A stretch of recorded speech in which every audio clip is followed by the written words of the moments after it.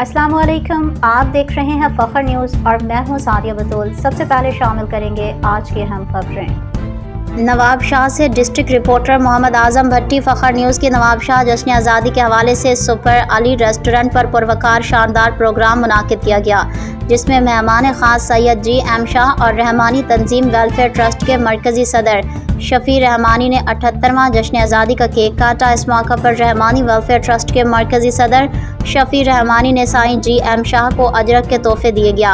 अरशद अली रहमानी ने मरकज़ी सदर शफ़ी रहमानी को भी अजरक के तोहफे दिए। अब्दुल शकूर रहमानी यूनिट बांदी अरशद अली रहमानी ने कहा कि मैं बहुत शुक्रगुजार हूँ साईं जी.एम. शाह और मरकज़ी सदर शफ़ी रहमानी का जो हमारे प्रोग्राम में शिरकत की।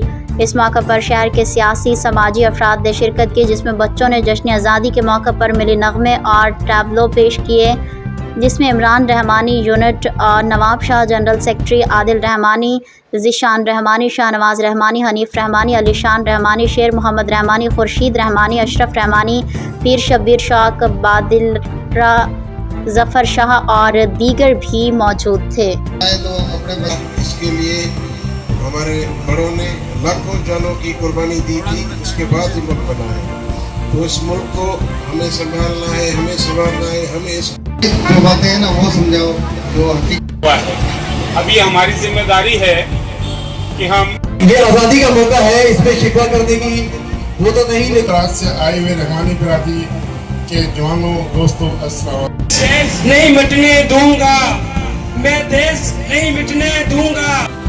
हम Rahmani welfare trust unit Nawab Shah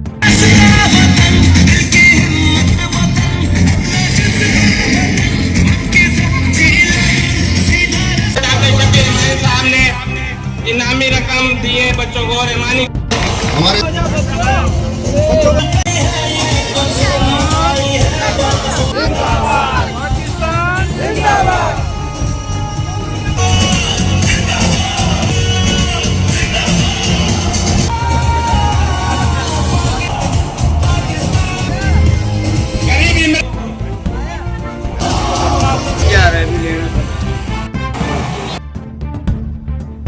fill वक्त के लिए न्यूज़ स्टूडियो से इतना ही। मज़ीद खबरों और अपडेट्स के लिए देखते रहिए फ़ख्र न्यूज़।